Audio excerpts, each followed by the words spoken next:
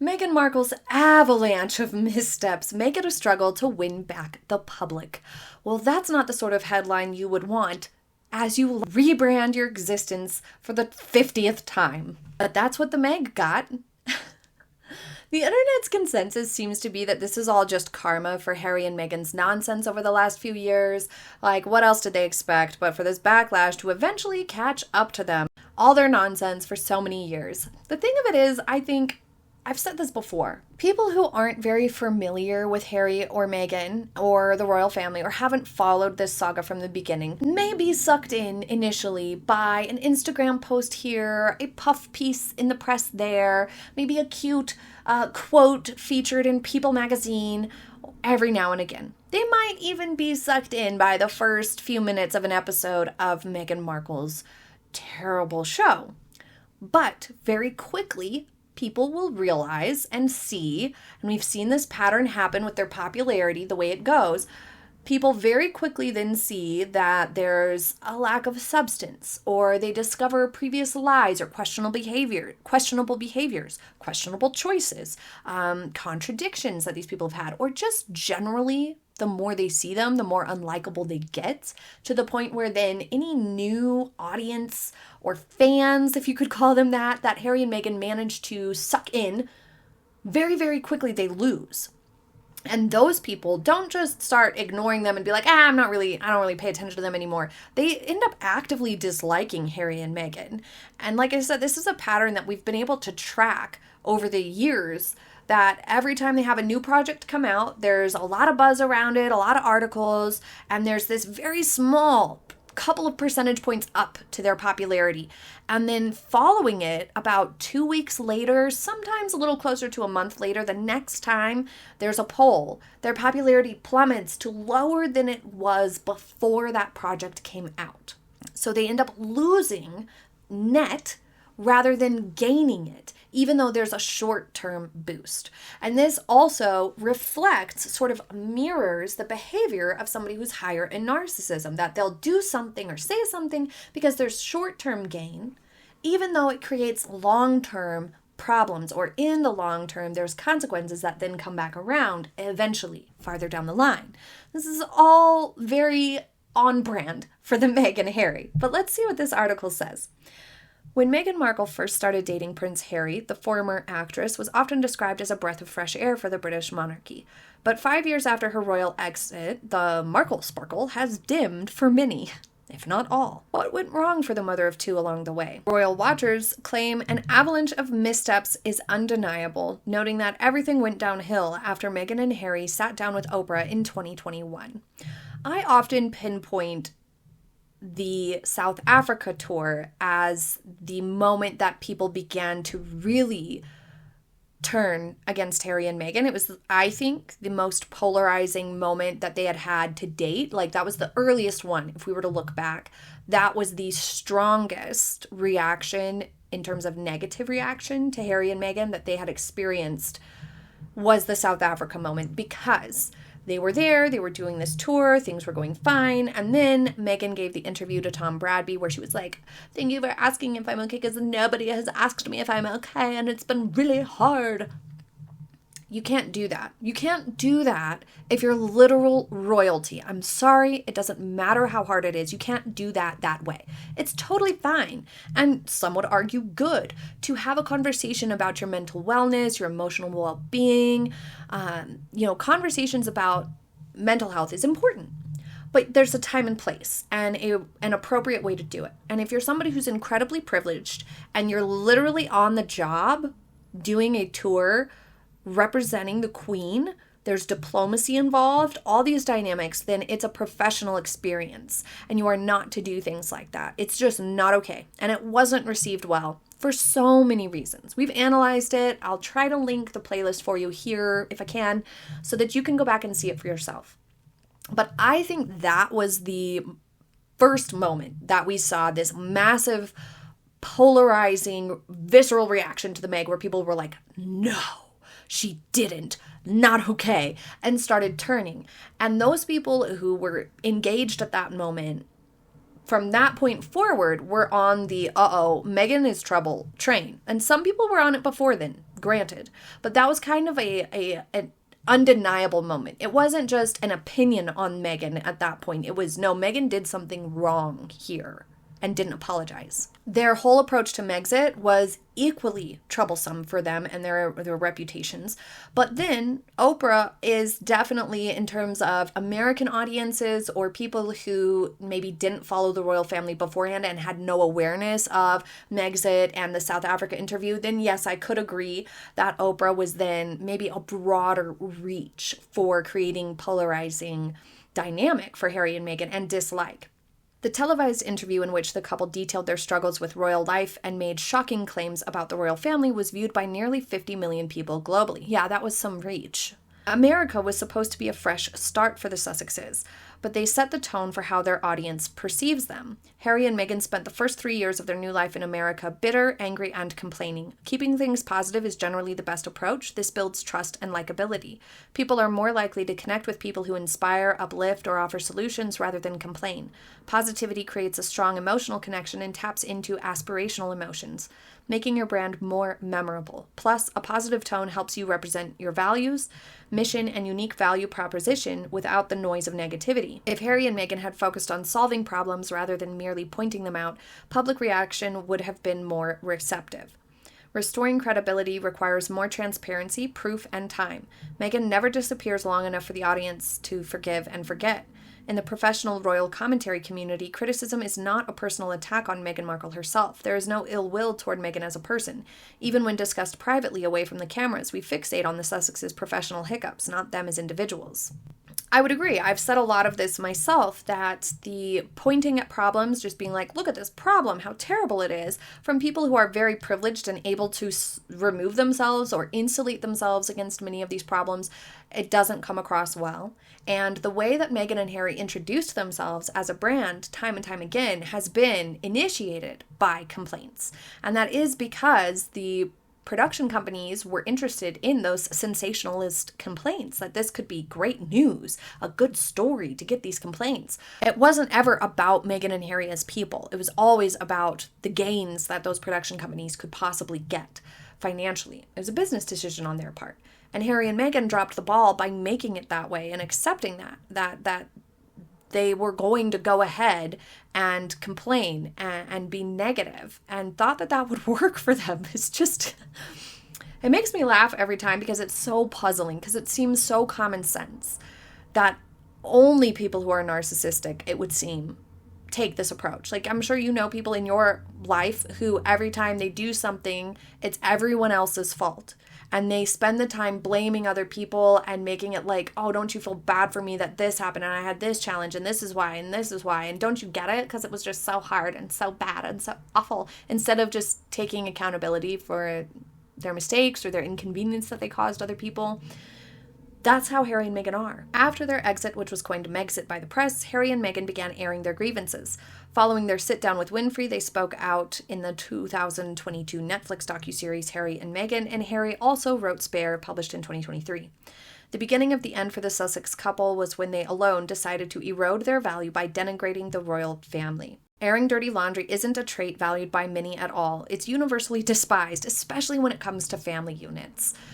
I can relate to this, that within a family dynamic, when it feels like things are like gossipy, it's almost like a betrayal, a feeling of betrayal, of trust and privacy, because then you feel like you can't tell people anything without it becoming this grapevine story that becomes some other monster. So it can be very challenging to deal with those sorts of things when within a family dynamic, when there's a lack of trust and privacy. And that's exactly what Harry and Meghan did to their family, which I think a lot of people identify with as something they did not like being on the receiving end of. Actions speak louder than words. Her continued mixed messaging presents a huge challenge. To fundamentally change an image to be positively received, one has to, at a minimum, be positive. Exactly. And that's why I think with Meghan's show and her Instagram posts and stuff, it seems so disingenuous, more so than it would otherwise, because Meghan and Harry have spent so long. They've spent more years complaining and being negative than they did ever doing anything positive or focusing on any other projects. They've spent more airtime across print, video, and audio. They've spent more airtime complaining and being negative in a very manipulative fashion, where they were lying, manipulating the truth, mischaracterizing things time and time again, than they have ever spent on positive things. And that's a huge reason why this Netflix thing, it's just not connecting, because it's so contradictory to the reputation and the image that Meghan has to the public of a malcontent. Meghan and Harry originally intended to split their time between the UK and North America. However, Buckingham Palace announced in a statement that in stepping away from the work of the royal family, it is not possible to continue with the responsibilities and duties that come with a life of public service. The couple pushed back and said in a statement, "We can all live a life of service. Service is universal," making themselves look clearly very petty. Doug Eldridge, a branding expert and the founder of Achilles PR, pointed out to Fox News Digital that it wasn't a singular event that caused many in the public to begin looking at Meghan unfavorably. Her royal wedding was covered around the world, followed by the public falling out, then the Oprah sit-downs, and the subsequent interviews. The damage was not a singular event. It lingered and seemed to compound with the passage of time, because Meghan and Harry kept hacking at it every single time. They were repeating these things time and time again. They were never like, okay, we're actually done talking about this. It still hasn't happened. Sadly, it's been almost entirely self-inflicted as well. And this circles back to our video recently about her complaints with her PR company. She thought that they could literally force the tides of public opinion to sway in her favor, instead of realizing that they got her the interviews, the opportunities, the spots, and it was on her to be likable and be nice and be positive. It was up to her. She had to do some legwork too. Whether it's fair or not, popular and polarizing are opposite ends of the same spectrum. 6 years ago, Meghan was popular. In 2025, she is polarizing. Studios and brands consider the relatability and popularity of stars when determining whether or how much to invest in their projects. Unfortunately, Meghan is capable of producing compelling content, but most investors can't make it past the proverbial wrapping paper to see the gift that's inside the box. I'm not sure that there is any gift inside the box. When Meghan spoke to Winfrey, she claimed that she was silenced by the royal family. She shared that it worsened when I came to understand that not only was I not being protected, but that they were willing to lie to protect other members of the family. They weren't willing to tell the truth to protect me and my husband. And this is false. I have the Oprah interview, including those clips. I will link the playlist for you here and in the description box. Please go back and look at it for yourself, and you will see that she is not being honest when she says that. Meghan also told the TV mogul that her biggest regret was believing she'd be protected from the scrutiny and negativity she endured by the tabloids as she attempted to navigate royal life. I regret believing that, because I think had I really seen that wasn't happening, I would have been able to do more, but I think I wasn't supposed to see it. I wasn't supposed to know, and now because we're actually on the other side, we've actually not just survived, but are thriving. I'm not sure I would say that, but keep in mind, what she really means is that she wanted only positive press, and that she wanted the royal household, the staff, the PR teams to squash any and all negative stories, even if they were true. And that's just not how press works. That's not how it works at all. You have to have trust, and reporters are allowed to report on you, whether it's positive or negative, and commentators are allowed an opinion, and it's up to you to behave in a way that will get you more positive press coverage. Just days before the Oprah interview aired, the Times of London published a report claiming that Meghan had driven out 2 personal assistants and that staff had been humiliated on several occasions during her time at Kensington Palace. Meghan's lawyers denied the allegations, and a spokesperson for the Duchess said the claims were the latest attack on her character. But the claims, along with Meghan's comments about the royal family, created a really negative picture around Meghan. I am surprised that whoever was advising the Duke and Duchess of Sussex at the time didn't warn them that leading with criticism puts a target on your back, and any flaws in your product or service will be more harshly judged. Meghan is the modern-day poster child for that life lesson. That's a good point, and very true. If you're willing to dish it out, then you have to be strong enough to receive it, and Harry and Meghan are definitely not. In 2023, Harry told ITV's Tom Bradby, "There's been a family motto of never complain, never explain, and what people have realized now through the Netflix documentary and numerous stories coming out over the years is that that was just a motto. There was a lot of complaining and there was a lot of explaining. Not really. Looking back and recalling it at the time, there really wasn't. Only complaints from Harry and Meghan were coming out. Schofield said that if the couple had encouraged their fan base to focus on their American journey, Meghan in particular would have been looked at more favorably by the public as the couple stepped back as senior royals. Leading with positivity, solutions, and confidence in your brand is almost always more effective. If you choose to be critical, ensure it's constructive, thoughtful, and aligns with a larger positive mission, and bring receipts, proof, and evidence, and back up your claims of criticism. Public criticism is a whole different thing when it comes to public figures because it can damage your reputation and cause you to lose jobs. So it's very easily flies into the territory of defamation if you're criticizing in public. And that's what Harry and Meghan did. A huge mistake. Recovering or rebuilding your reputation requires more than multiple rebrands. Transparency is critical, but multiple rebrands is a mistake. You don't want to do that. You have to have foresight and think in the long term and not back yourself into a corner where you need to rebrand 20 times like Meghan and Harry have. That's just the exact opposite of what they should have done. British broadcaster and photographer Helena Chard says that if Meghan had taken time off after her royal exit rather than speaking out, she believes public perception would be different today. And I agree. Also because she maybe would have had time to calm down and be more thoughtful and intentional about how she reintroduced herself to the public. Meghan and the public would be thankful for some quiet time away from the continuous, exasperating Meghan media storm. It would do Meghan the world of good to quietly think about how she can change the public's perception surrounding her general behavior and lifestyle choices.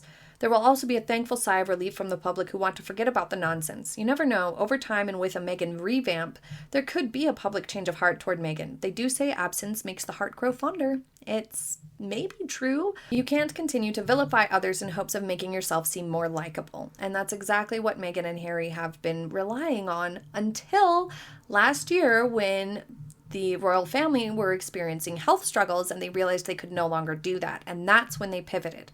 Never forget, Harry and Meghan only pivoted away from criticizing the royal family when the royal family fell ill and they understood that the public was going to support people who were dealing with health struggles far more willingly and far more strongly than they would somebody just complaining and trying to vilify people.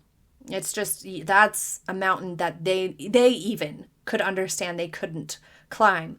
And so that's the only reason why Harry and Meghan cowardly turned away from criticizing the royals. It had nothing to do with pivoting to positivity. It was not that. A candle blower is someone who tries to blow out your candle to make theirs shine brighter. This strategy has never worked, and Meghan has seen this time and time again.